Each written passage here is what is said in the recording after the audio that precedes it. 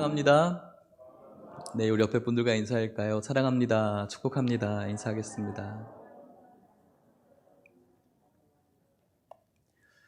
오늘 우리의 모임 속에 살아계신 하나님이 임재하시는 줄 믿습니다. 네, 그 하나님을 우리가 기쁨과 감사로 예배 드릴 수 있기를 축복합니다.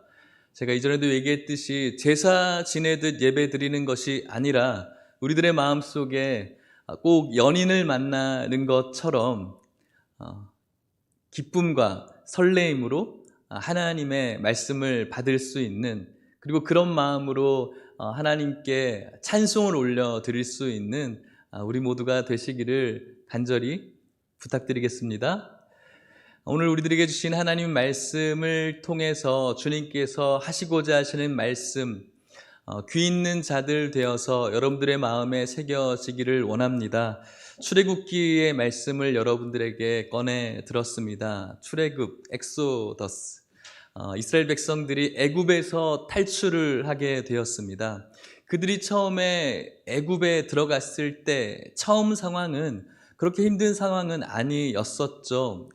걸출한 그들의 조상이었던 요셉이 애굽의 총리로서 요셉의 라인에 있었던 민족으로 특별 대우를 아마도 받았던 그런 초기였겠죠.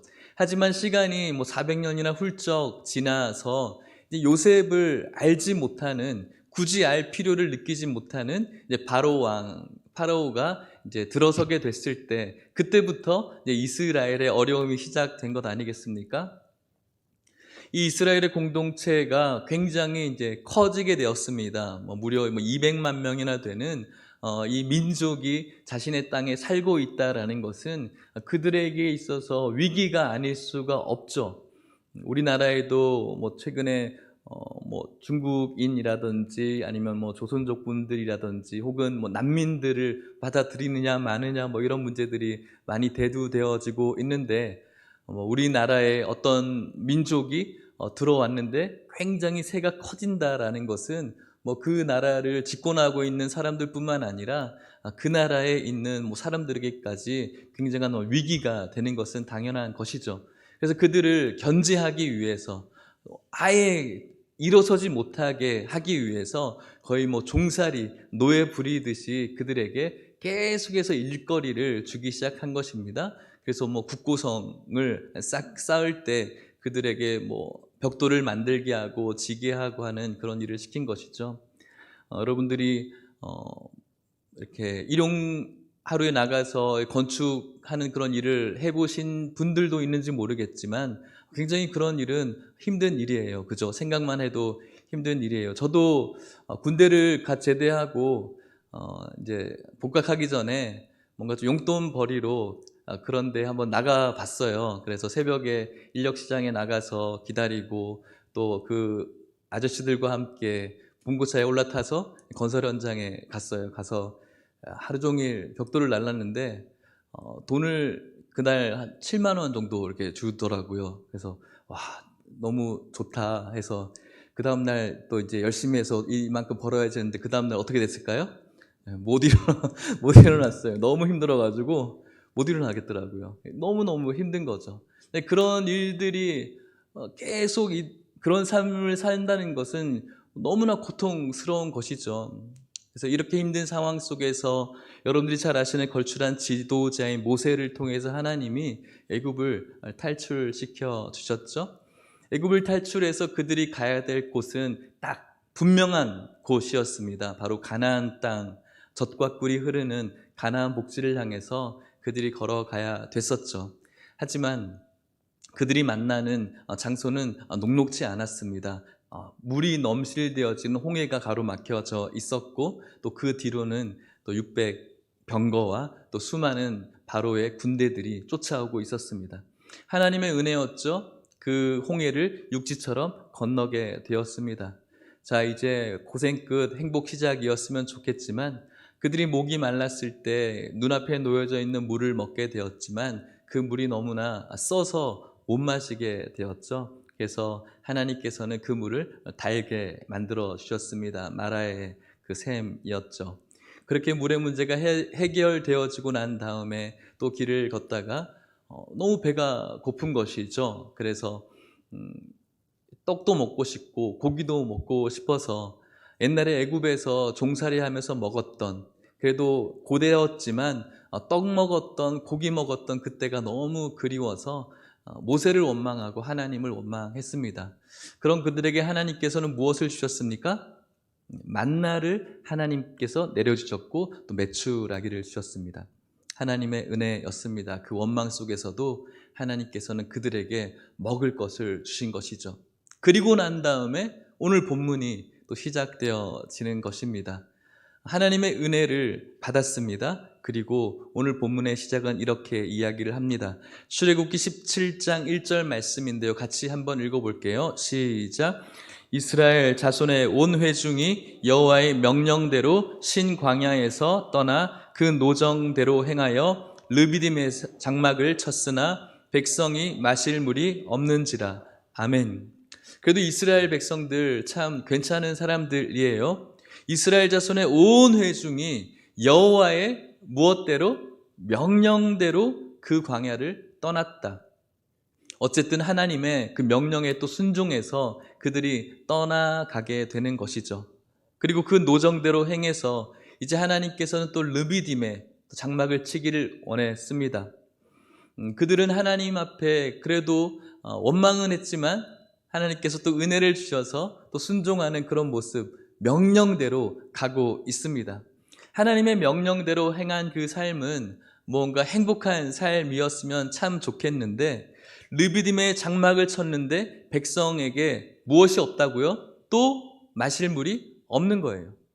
르비딤은 이 당시에 피로를 회복시켜주는 어떤 오아시스와 같은 장소였어요. 물이 있는 곳이 원래 르비딤이었어요. 그런데 이때 무엇인지는 모르겠지만 아마 가뭄이 심했을 것 같습니다. 마실 물이 없는 곳이 되어져 버린 것이었죠. 피로를 이렇게 쉬게 해줄 오아시스와 같은 곳이 가보니까 물이 없는 거예요. 하나님의 명령대로 순종한 삶인데 분명히 있어야 될 축복이 없는 현장이 되어져 버린 것이죠. 이것을 바라볼 때 우리들 역시도 마찬가지예요. 우리가 살아가는 이 삶의 현장 속에는 분명히 하나님의 축복이 있어야 될 현장 같지만 물이 없는, 그런 축복이 없는 현장일 수도 있다라는 것이죠.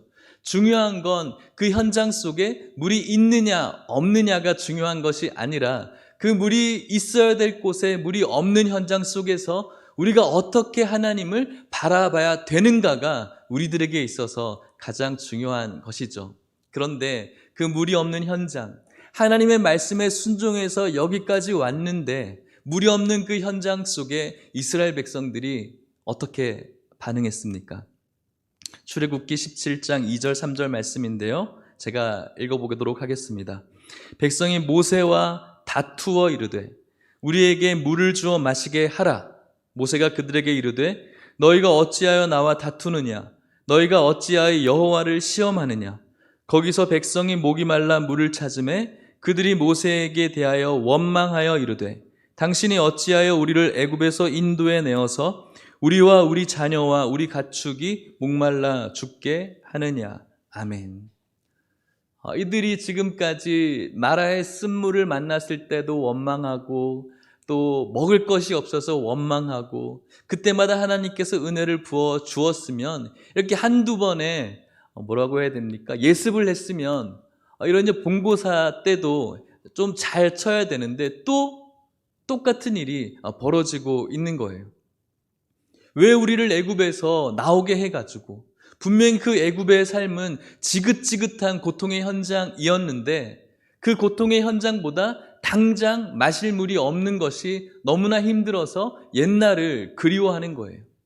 그 지긋지긋한 어려웠던 그 옛날로 단지 물이 없다는 그 이유만으로 옛날의 삶을 그리워하는 것이죠. 분명히 그들이 가야 될 목적지가 젖과 꿀이 흐르는 가나안 땅이라는 것이 분명한데 그들이 가야 될 그 목적지를 바라보지 못하고 계속해서 과거를 돌아보는 거예요. 사랑하는 성도 여러분, 저와 여러분들은 어떤지 모르겠습니다. 예수 그리스도를 믿고 하나님의 백성으로서 살아가면서 저와 여러분들이 걸어 들어가야 될 목적지는 분명해요. 하나님의 나라이죠. 그런데 우리들의 삶의 현장 속에 분명히 축복이 있어야 될 그곳에 축복이 없게 되었을 때 자꾸만 우리는 옛날에 왕년에 우리가 좋았던 것들, 즐거웠던 것들을 기억하며 그때를 회상하며 그때가 너무 좋았어 라고 그때를 그리워하고 있지 않은지 모르겠습니다. 저는 지난번에 여러분들에게 말씀드렸던 것처럼 중학교 1학년 때 처음 교회를 가게 되었어요. 저희 아버지가 한 40살 정도에 그때 불교에서 기독교로 개종을 하셨거든요. 그리고 난 다음에 시간이 흘러서 제가 20대 중반? 군대 갔다 와서인 것 같아요. 아버지랑 같이 이렇게 찜질방, 제가 찜질방을 좋아하니까 사우나를 갔죠. 찜질방에서 둘이서 텔레비전을 막 보는데 그 텔레비전에 어떤 드라마였던 것 같아요. 그 아버지와 아들이 그 밤에 포장마차에서 서로 그 소주를 한 잔씩 하고 있는 거예요. 하고 난 다음에 좀 기분 좋게 취해서 아들이 그 아버지를 업고 집으로 돌아가면서 이런저런 이야기를 하는 그런 장면이 저는 굉장히 좀 따뜻하게 보이고 좋아 보이더라고요. 저는 어릴 때 아버지 술 드시는 것도 많이 보았고 담배 심부름도 하고 막 그렇게 했었는데 그런 시간이 이제 없어진 거죠. 그게 좀 저는 멋있게 보여서 저희 아버지께 아버지 저 참 멋있게 보이는데 아버지도 좀 저렇게 좀 돌아오고 싶지 않아요? 라고 이렇게 물어봤어요. 제 아버지가 뭐라고 얘기할게요. 쓸데없는 소리 하지 말라고 저한테 경상도 사나이신데 막 쓸데없는 소리 한다고 저한테 막 뭐라고 그러시는 거예요. 꼭 그렇게 뭐라고 할 건 아닌데 저한테 막 뭐라고 하시더라고요. 제 아버지가 분명하게 달려갈 길을 알고 있는 것이죠. 아버지의 목적지는 분명히 하나님 나라에 있고 과거로 돌아가고 싶지 않은 거예요. 옛날에 죄로 찌들어 살았던 그때로 아버지는 돌아가고 싶지가 않은 것이죠. 아버지가 그 걸어가야 될 그 길이 더 축복된 길인 걸 알기 때문에 그런 생각조차도 쓸데없는 짓이라고 이야기할 수 있는 것입니다. 과거를 그렇게 아름다운 것으로 그 죄에 찌들어 살았던 그 인생으로는 더 이상 돌아가고 싶지 않은 것이 옛사람을 벗어버리고 새 사람을 입은 그런 성도의 모습이라고 할 수가 있는 것이죠. 여러분들은 어떠십니까? 인생의 어떠한 목마름을 만나게 되었을 때, 이런 르비딤에서의 목마름을 만나게 되었을 때 차라리 옛날에 내가 만족을 누렸던 그때가 참 좋았어. 그때 참 인간관계도 좋았고 누렸던 많은 이것저것의 즐거움이 좋았어 라고 여러분들이 그때를 회상하며 지금을 혹시 불행이라고 이야기하고 있지는 않습니까? 여러분들이 가야 될 그 목적지는 너무나 분명한데도 계속해서 여러분들이 뒤를 돌아보고 있지는 않으십니까? 그때 여러분들은 오늘 이스라엘 백성들처럼, 그리고 저는 이스라엘 백성들처럼 하나님을 바라볼 수가 있어요. 어떻게 해요? 원망하면서 바라볼 수가 있는 것이죠. 이런 노골적인 원망이 없다고 할지라도 그냥 막연하게 그냥 뭐 삶이 다 뭐 그런 거지라고 우리 안에 하나님이 없고 뭔가 무감각하게 오늘 닥쳐있는 문제 속에서 여러분들의 만의 삶을 걸어가고 있다면 넓은 범주 안에서 저와 여러분들은 하나님을 향한 불신이 있는 것이고 또 원망이 있는 것이라고 할 수가 있겠죠. 그런 그들이 지금 모세에게 굉장히 화가 났고 오늘 방금 3절 말씀까지 읽어드렸지만 4절 말씀에 보면은 모세를 향해서 돌을 들려고 했어요. 죽이겠다라는 것이죠. 그만큼 분노가 일어났던 거예요. 그렇게 지긋지긋한 삶에서 탈출했음에도 불구하고 지금 당장 물이 없다는 그 이유만으로 그곳에서 건져준 그 대상을 향해서 돌을 들고 있는 것이죠. 사랑하는 성도 여러분, 모세는 어땠겠습니까, 여러분? 모세는 이 사람들과 다른 사람들입니까? 그렇지 않잖아요. 그런데 모세의 반응은 완전히 달라요. 17장 4절 말씀인데요. 같이 한번 읽어보도록 하겠습니다. 17장 4절입니다. 시작. 모세가 여호와께 부르짖어 이르되 내가 이 백성에게 어떻게 하리이까? 그들이 조금 있으면 내게 돌을 던지겠나이다. 아멘. 이스라엘 백성들은 물이 있어야 될 상황에 물이 없을 때 모세를 원망하고 하나님께 원망했지만 모세는 어떻게 합니까? 하나님께 부르짖었다라는 거예요. 기도했다라는 것이죠. 여러분, 모세는 이 사람들과 뭐가 다르겠어요? 똑같죠? 모세라고 목마르지 않았겠어요? 모세는 물을 자기 혼자 훔쳐놨겠어요? 그렇지 않죠. 이 사람들과 똑같이 목말라요. 똑같이 고통스러워요. 아니, 더 고통스럽죠. 200만 명이나 되는 이 사람들을 가나안까지 온전하게 이끌어가야 된다라는 그 마음의 부담감이 얼마나 클까요?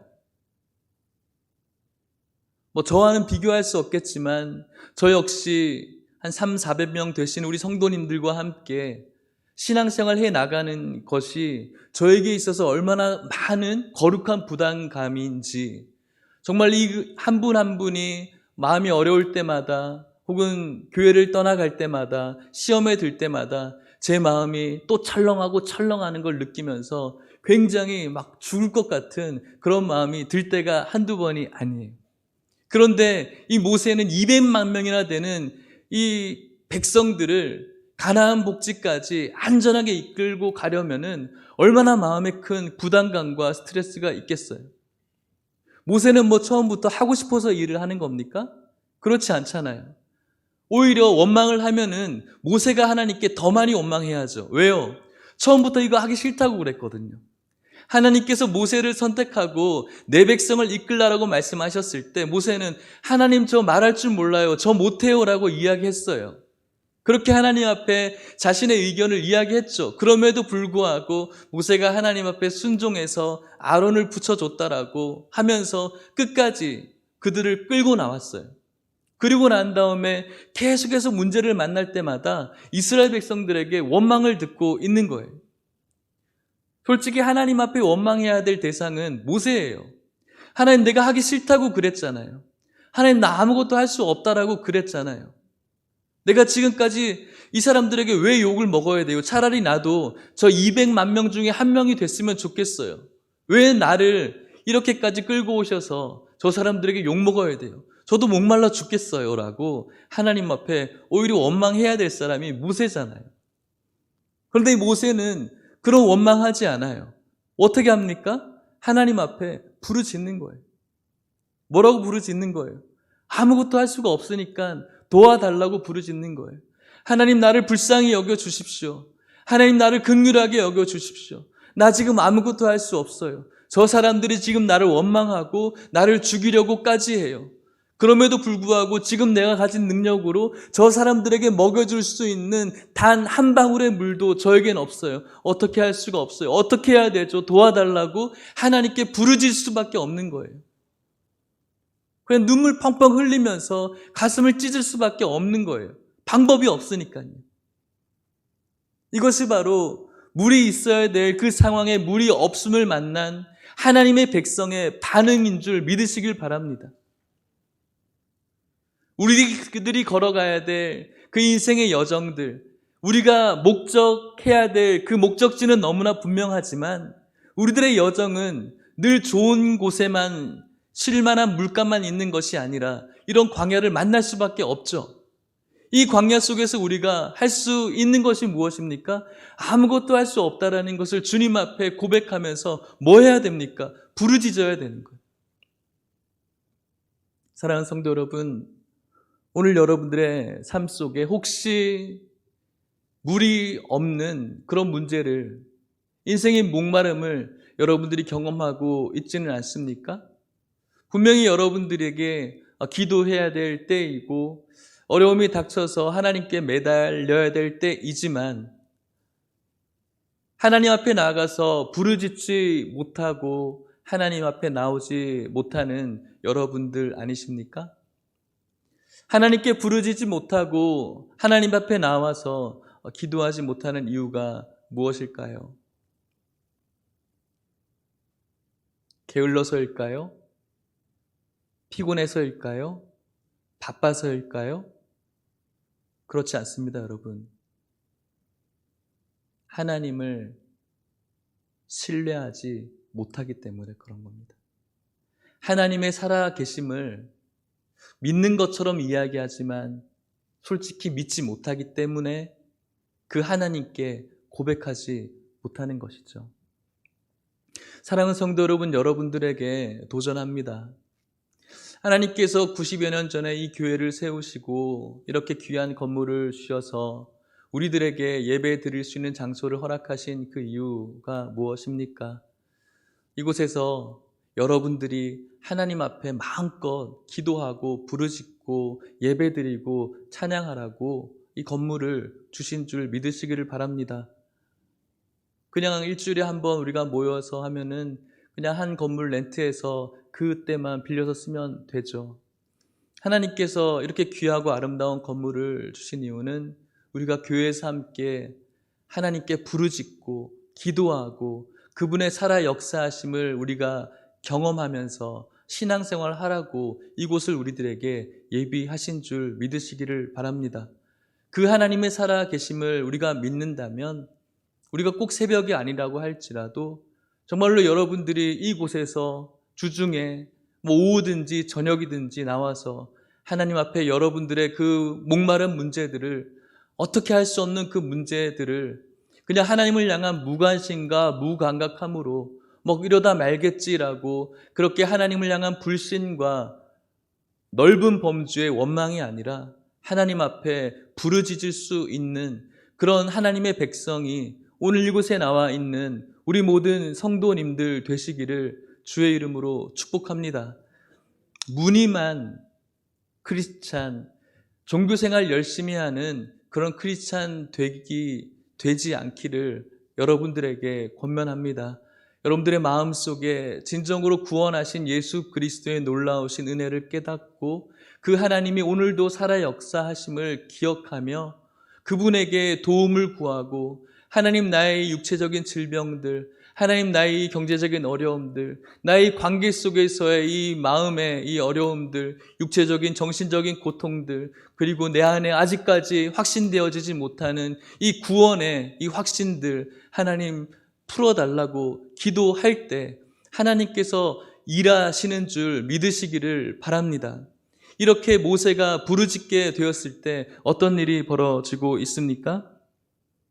17장 5절 6절 말씀이죠. 우리 같이 한번 읽어볼까요? 읽겠습니다. 시작. 여호와께서 모세에게 이르시되 날강을 치던 내 지팡이를 손에 잡고 가라. 내가 호렙산에 있는 그 반석 위 거기서 내 앞에 서리니 너는 그 반석을 치라. 그곳에서 물이 나오리니 백성이 마시리라. 모세가 이스라엘 장로들의 목전에서 그대로 행하니라. 아멘. 하나님께서는 이 모세의 부르짖음에 응답하시는 거예요. 그냥 무감각하고 그분이 살아계시나 아니면 없으신가 이런 어떤 방관 속에서 신앙생활하는 것이 아니라 이 문제 속에서 모세 역시도 아무것도 할 수 없었기 때문에 물 한 방울도 그들에게 줄 수 있는 능력이 그에게 없었기 때문에 자신의 연약함을 주님 앞에 보이면서 부르짖는 거예요. 그때 하나님께서는 이 부르짖음을 외면하지 않으셨어요. 무엇이라고 말씀하십니까? 백성 앞을 지나고 장로들을 데리고 나일강을 치던 너의 지팡이를 손에 잡고 가라는 것이죠. 그리고 호렙산에 있는 그 반석 위에 네가 서게 될 것이고 그리고 그 반석을 그 지팡이로 치라는 것이죠. 그러면은 그 반석에서 물이 나오게 될 것이다. 그리고 그 반석에서 나온 물이 모든 백성을 적실 것이다라고 말씀하고 있는 것입니다. 여러분이 가지고 있던 이 모세의 지팡이를 좀 주목해 보십시오. 모세의 지팡이가 어떤 지팡이입니까? 무슨 요술 지팡이입니까? 능력이 있는 지팡이입니까? 모세 지팡이는 언제부터 있었던 지팡이일까요? 아마도 모세가 옛날 이드로 장인 밑에 있을 때 양을 치던 그 지팡이가 모세의 지팡이였겠죠. 그리고 바로 앞에서 이스라엘 백성들을 출애굽시켰을 때 그 지팡이를 통해서, 또 홍해를 갈라뜨릴 때도 그 지팡이를 통해서, 또 오늘 지금 반석에게 물을 나오게 할 때도 그 지팡이를 통해서 하나님께서 일하시는 것을 볼 수가 있는 것이죠. 지팡이 자체가 무슨 요술 지팡이가 아니에요. 능력 있는 지팡이가 아닌 것이죠. 저는 이 지팡이의 모습 속에서 모세를 바라봐요. 여러분, 모세가 어떤 대단하고 능력 있는 사람입니까? 그렇지 않아요.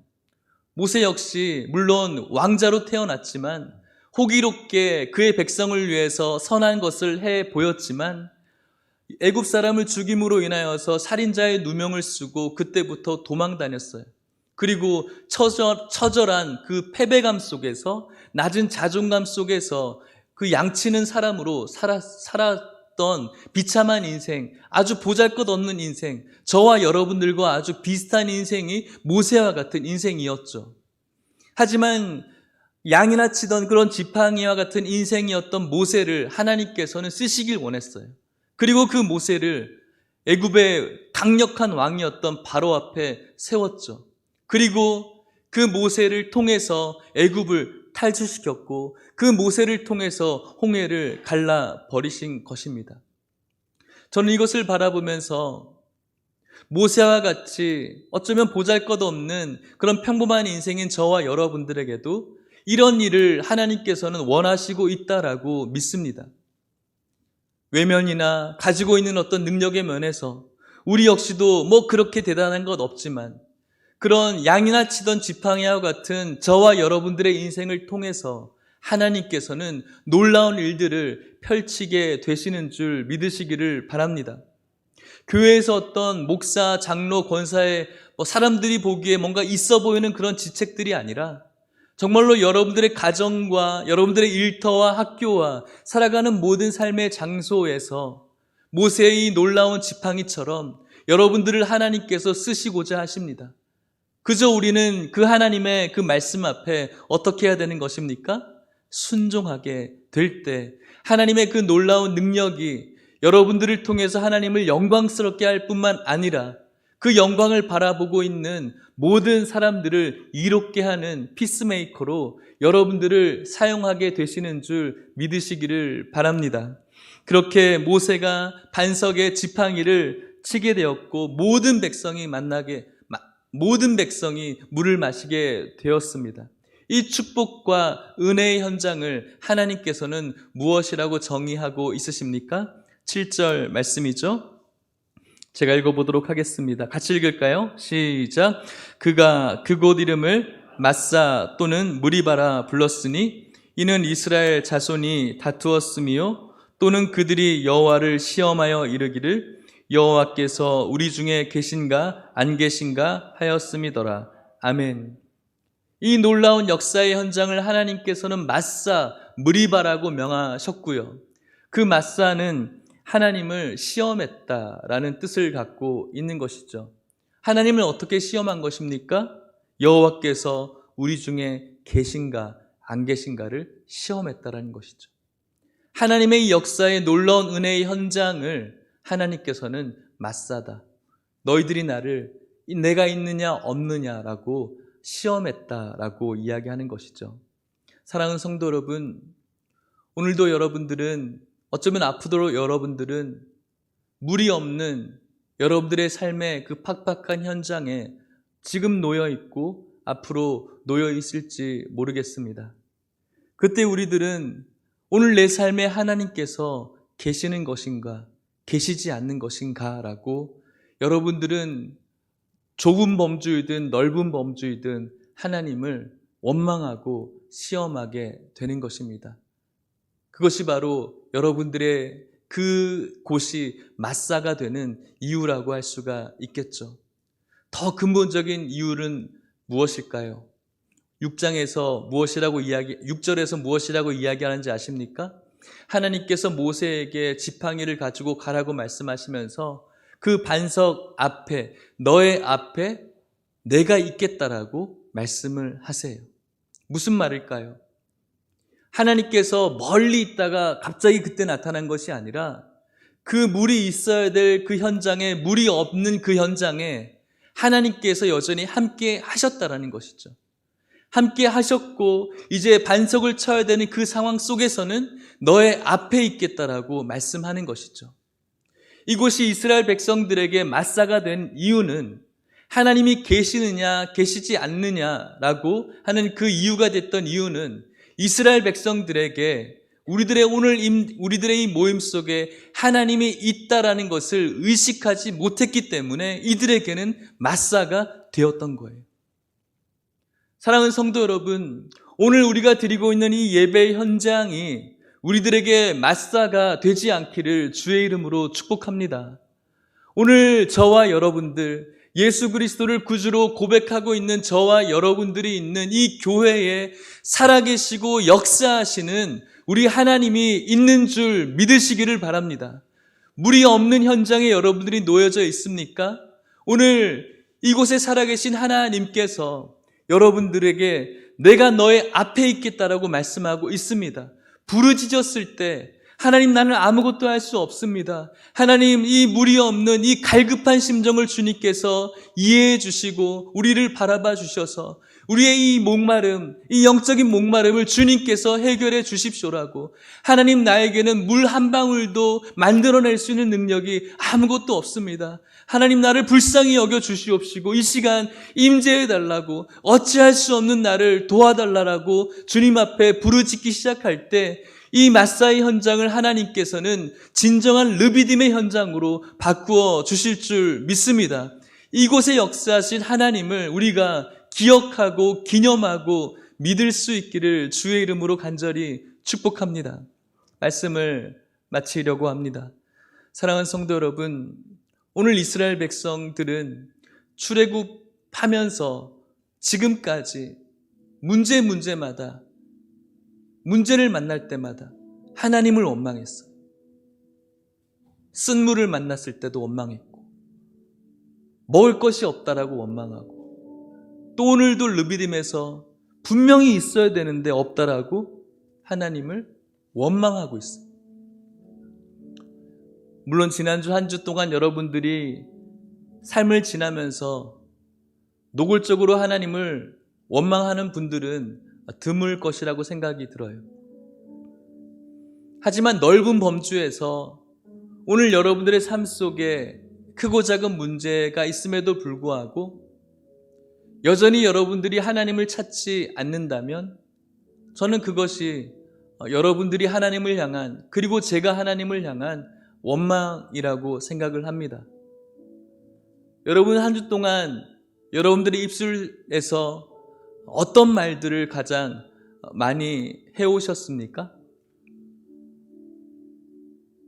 어떤 말들이 여러분들의 입술 속에 많이 있으셨습니까?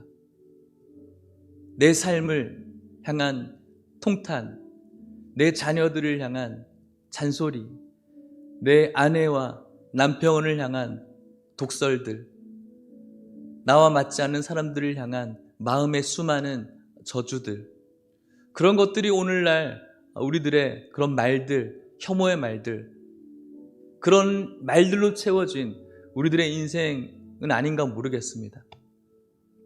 한 2주 전에 그 주간 예배에 또 깨달음을 얻고 저를 만나기를 원했던 80대 한 중반의 노 성도님이 계셨어요. 은혜가 너무 깊어서 저를 찾아와 주셨어요. 너무 많이 은혜 받고 있다고 하면서 하시는 말씀이 좀 놀라웠어요. 80대, 85, 6세신데 저한테 하는 말이 꼭 아이처럼, 목사님, 저 요즘 철든 것 같아요 라고 이야기를 하는 거예요. 40대 예수님을 믿고 예수 믿은 지 40여 년이 지난 것이죠. 우리는 여러분들도 아시겠지만 신앙생활을 하면 할수록 우리가 신앙의 초보라는 것을 숨기고 싶어 하는 경향이 커요. 겸손한 척 저 믿음 약해요라고 이야기할 수 있지만 대부분은 그런 말을 하면서도 뭔가 믿음의 초보라는 것이 들키는 것이 싫고, 그래서 내가 누군가에게 믿음 없어 보이는 것이 부끄럽기도 하고 두렵기도 하죠. 그런데 그분은 40여 년간 신앙생활 하셨는데 저한테 요즘 좀 철이 드는 것 같다고 이야기를 하시는 거예요. 너무 귀해 보이고 대단해 보였어요. 그러면서 그분이 하는 말씀이, 저는 하루 종일 늘 하는 말이 예수님 사랑합니다, 감사합니다, 이 두 마디라는 거예요. 기도는 잘할 줄 모릅니다. 하지만 일어나서 예수님 사랑합니다, 감사합니다. 집에 나오면서 예수님 사랑합니다, 감사합니다. 길을 가다가 교회가 보이면 그 앞에 멈춰서서 예수님 사랑합니다, 감사합니다. 하루 종일 예수님 사랑합니다, 감사합니다. 그 고백을 하신다는 거예요. 충격이었어요. 나는 하루 동안 무슨 말을 그렇게 하고 살았을까?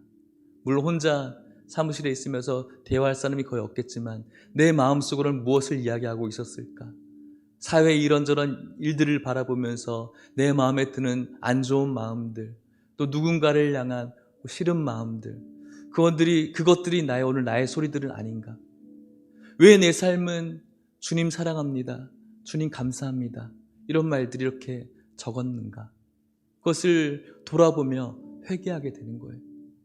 왜 내 마음에는 원망들, 왜 내 마음에는 하나님을 향한 무관심들, 왜 내 마음에는 자꾸 내가 가지려고 하고 내가 하고 싶어하는 것들에 대한 욕망들을 향한 그런 호소들, 그런 것들만 이렇게 많을까?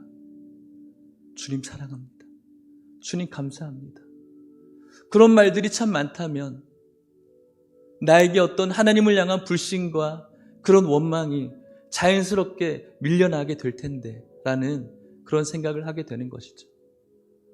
여러분들 어떠세요? 지난 한 주간 어떤 말들을 많이 해오셨습니까? 아까도 말씀드린 것처럼 여러분들의 자녀를, 남편과 아내를, 여러분들의 어떤 인간관계를, 교회를 바라보면서 내 마음에 들지 않는 것들을 향한 싫은 말들, 혐오들, 분노의 말들, 내색하진 않아도 마음속으로 아우성 쳤던 그런 말들이 온통 우리들의 가슴을 채우고 있지는 않습니까? 하나님께서 기뻐하지 않으시겠죠? 예수님 사랑합니다, 감사합니다. 이것으로 채워진 우리들의 마음은 우리들이 가지고 있는 모든 주님을 향한 원망과 분노를 밀어낼 수밖에 없는 것이죠. 그분이 가는 자리가 어떻게 마사의 자리가 되겠습니까? 르비딤의 물 있는 장소가 되는 것이죠. 사랑하는 성도 여러분, 오늘 여러분들이 있는 그 자리가, 그리고 한 주간 여러분들이 걸어가는 그 자리가 마사의 자리가 되지 않기를 주의 이름으로 축복합니다. 여러분들이 있는 모든 장소가 주님 사랑합니다, 주님 감사합니다, 이 고백을 할 수 있는 축복의 르비딤의 물이 넘치는 그런 위로와 피로가 다 몰아져가는 그런 장소가 될 수 있기를 축복합니다. 그 장소가 믿음의 장소이고, 그 장소가 은혜의 장소이고, 그 장소가 주님께서 축복하시는 장소가 될 줄 믿습니다. 반석을 쳤다라고 말씀합니다. 성경은 이 반석을 무엇이라고 이야기하는지 아십니까? 고린도전서 10장 4절 말씀에 이렇게 이야기를 합니다. 제가 읽어볼게요. 다 같은 신령한 음료를 마셨으니 이는 그들을 따르는 신령한 반석으로부터 마셨음에 그 반석은 곧 그리스도시라. 아멘. 그 반석은, 물이 나오는 그 반석은 그리스도이신 거예요. 우리의 반석 되신 하나님, 바로 예수 그리스도께 지팡이, 우리의 부르짖는 지팡이를 가지고 그 반석이신 예수 그리스도를 치게 되었을 때 그 그리스도에게서 우리의 영적인 해갈을 회복하고 우리들의 영적인 해갈을 만족할 수가 있는 것이죠. 왜요? 예수님께서 이렇게 말씀하셨거든요. 누구든지 목마르거든 내게로 와서 마시라. 나를 믿는 자는 성경의 이름과 같이 그 배에서 생수의 강이 흘러나리라. 사랑하는 성도 여러분, 여러분들의 그 인생의 팍팍함 속에서, 물이 없는 상황 속에서 불신으로, 게으름으로, 주님을 향한 무감각함으로 원망하는 것이 아니라 오늘도 주님께서 살아계신 줄 믿고 반석이신 예수 그리스도께 여러분들의 기도와 부르짖음과 찬양과 예배로 그 예수 그리스도의 반석을 칠 수 있기를 축복합니다. 그렇게 될 때 반석이신 예수 그리스도로부터 생수의 강이 흘러넘치게 될 것이고 여러분들의 영육의 목마름이 완벽하게 해갈되어질 줄 믿습니다. 목마른 사슴이 시냇물을 찾아 갈급하듯이 내 영혼도 주를 찾기에 갈급합니다. 목마른 사슴이 시냇물을 왜 찾습니까? 심심해서 찾습니까? 그냥 음료수 하나 먹으려고 찾습니까? 그렇지 않아요. 목마른 사슴이 시냇물을 찾는 이유는 죽지 않으려고 찾는 거예요. 여러분들 소가 침을 막 흘리는 모습 아시죠?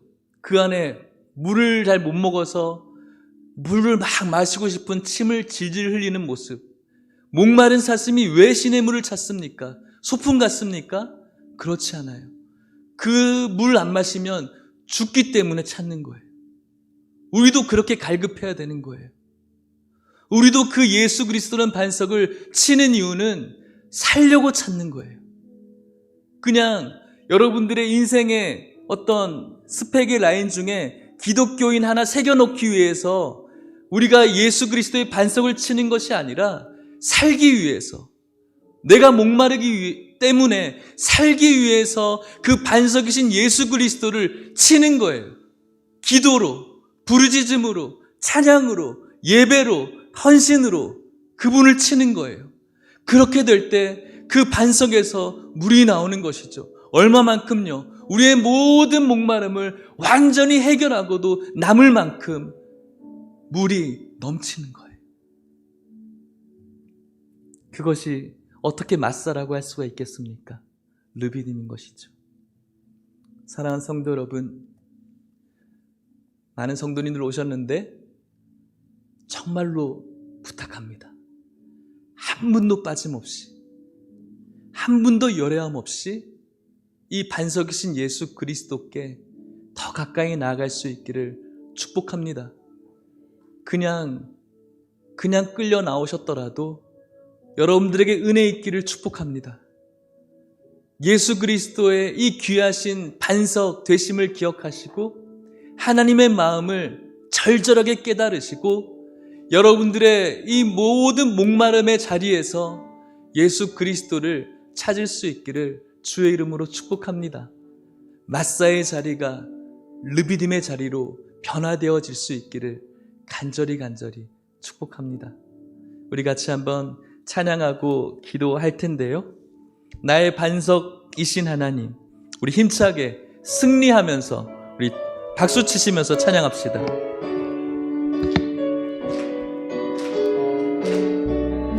우리들의 반석 되신 하나님을 고백합시다.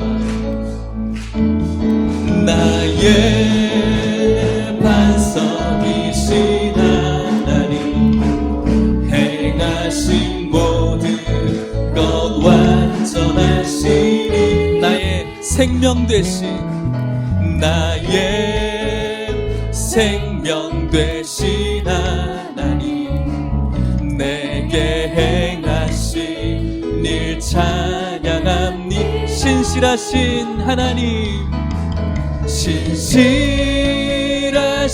하나님, 실수가 없으신 좋으신 나의 주, 신실하신 하나님, 실수가 없으신 우리의 반석 되신 하나님을 향해서 다시 한번 큰 소리로 선포합시다. 나의 반석, 그분은 완전하십니다. 행하신 모든 것 완전하신 나의 생명 되신, 나의 생명 되신 여러분들의 행하신 일, 내게 행하신 일 참 신뢰만 하고 믿을만한 신실하신 하나님, 신실하신 하나님, 실수가 없으신 좋으신 나의 주, 신실하신 하나님, 실수가 없으신, 우리 믿을만하고 신뢰가 할만한 신실하신 하나님을 큰 소리로 찬양합시다. 신실하신 하나님, 실수가 없으신 좋으신 나의 주, 신실하신 하나님, 실수가 없으신 좋으신 나의 주, 신실하신 하나님, 실수가 없으신 좋으신 나의 주, 신실하신 하나님, 실수가 없으신, 우리 믿음으로 주님 앞에 고백하기를 원하는 자는 두 손을 높이 들고 고백합시다. 신실하신 하나님, 실수가 없으신 좋으신 나의 주, 신실하신 하나님, 실수가 없으신 좋으신 나의 주. 우리 하나님께 영광의 박수를 올려드리겠습니다. 할렐루야, 할렐루야. 우리 같이 한번 기도하시겠습니다. 기도합시다. 하나님께서 르비딤을 물 없게 만드신 것은 하나님의 실수일까요? 그렇지 않습니다.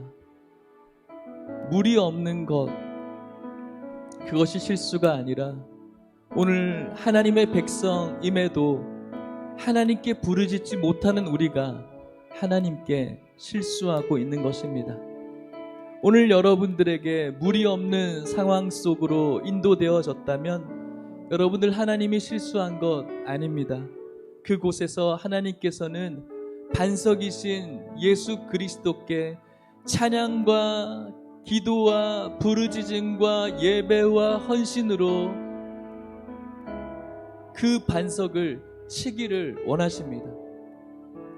치지 않는, 실수하지 않기를 원하십니다.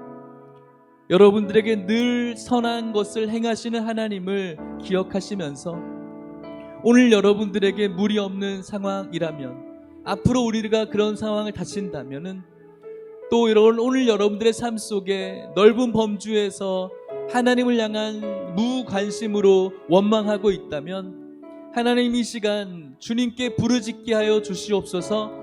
반석이신 예수 그리스도를 부르짖음으로 내려치게 하여 주시옵소서. 생명의 근원 되신 그 예수 그리스도로부터 넘치는 생수의 그 강을 경험하게 하여 주시옵시고, 우리들의 영육의 이 목마름을, 갈급함을 해결하게 하여 주시옵소서라고, 그래서 이전의 삶을 돌아보지 않고 하나님께서 예비하신 영원한 가나안인 하나님의 나라를 바라보며 끝까지 걸어가게 하여 주시옵소서라고 우리 같이 한번 기도하도록 하겠습니다.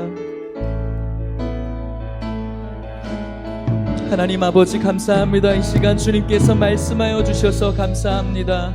하나님 아버지, 오늘 우리들이 살아가는 모든 자리가 혹시 마사의 자리가 되어져 버리진 않았는지 돌아보게 하여 주시옵소서. 마사의 이유는 하나님의 잘못과 실수가 아님을 다시 한번 깨닫게 해주셔서 감사합니다. 오늘도 우리와 함께 하시고 살아계신 하나님을 기억하게 하여 주시옵소서.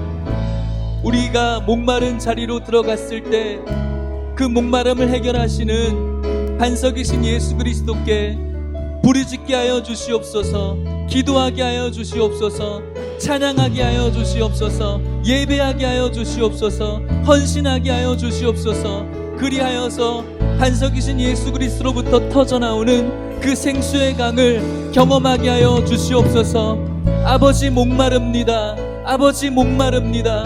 우리가 살기 위해 주님을 찾아야겠사오니 아버지, 우리에게 생수의 강을 흘러넘치게 부어주셔서 회복하게 하여 주시옵시고, 해갈하게 하여 주시옵시고, 충만하게 하여 주시옵시고, 살 수 있게 하여 주시옵소서.